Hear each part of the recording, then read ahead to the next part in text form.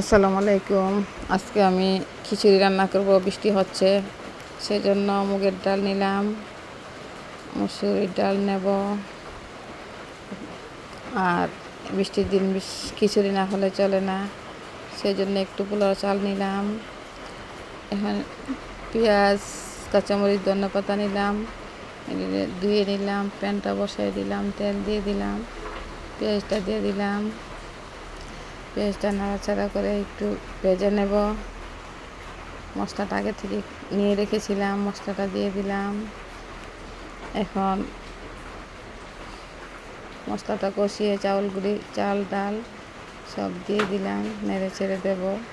নেড়ে ছেড়ে জল দিয়ে ডেকে দিলাম। কিছুক্ষণ পর ওয়াও, সেই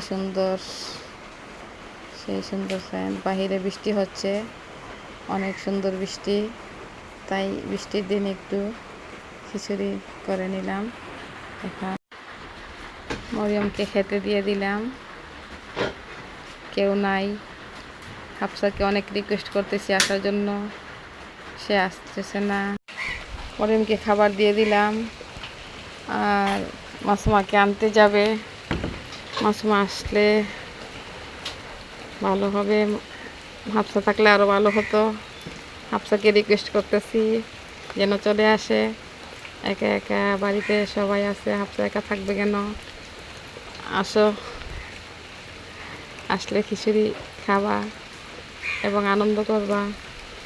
অনেক বৃষ্টির মধ্যে মায়ের হাতে রান্না খেয়ে খেয়ে গল্প করবা। বোনেরা চলে আসো। সবাইকে ধন্যবাদ।